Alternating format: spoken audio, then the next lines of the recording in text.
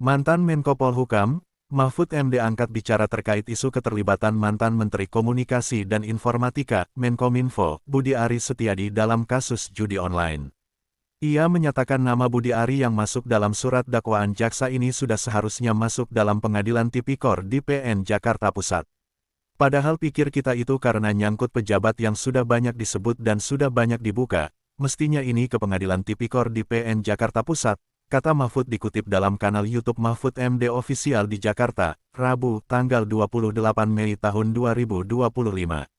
Mahfud kemudian menyinggung soal tenaga ahli yang menjadi tersangka merupakan orang yang diangkat oleh Budi Aris saat menjabat Menkominfo. Apalagi di situ ada nama Adi Kismanto yang merupakan pejabat tersebut sebagai tenaga ahli.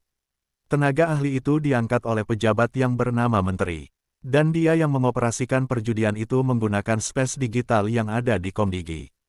Makanya ditangkap di sana, tambahnya.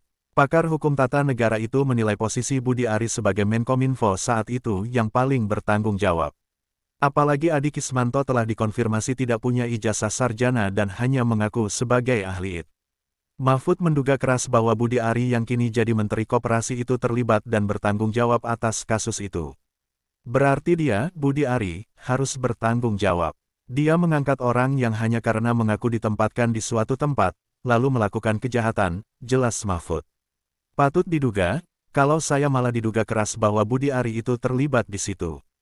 Atau sekurang-kurangnya dia memfasilitasi orang melakukan itu, sehingga berarti bersama dia melakukan itu, iya kan, sambungnya. Terkait bantahan Budi Ari yang mengaku difitnah terkait judul ini, Mahfud berpandangan bahwa kesimpulan itu muncul dari berbagai pemberitaan. Dengan demikian tidak bisa dianggap sebagai fitnah. Bukan fitnah dong. Bukan fitnah karena kesimpulan orang bahwa dia melakukan itu muncul dari pemberitaan ketika digerebek, muncul di sidang DPR ketika Menteri Komdigi Bu Mutia Hafid Raker, muncul di situ.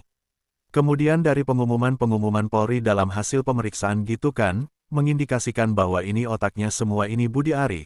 Sehingga orang tidak bisa dikatakan memfitnah, pungkasnya.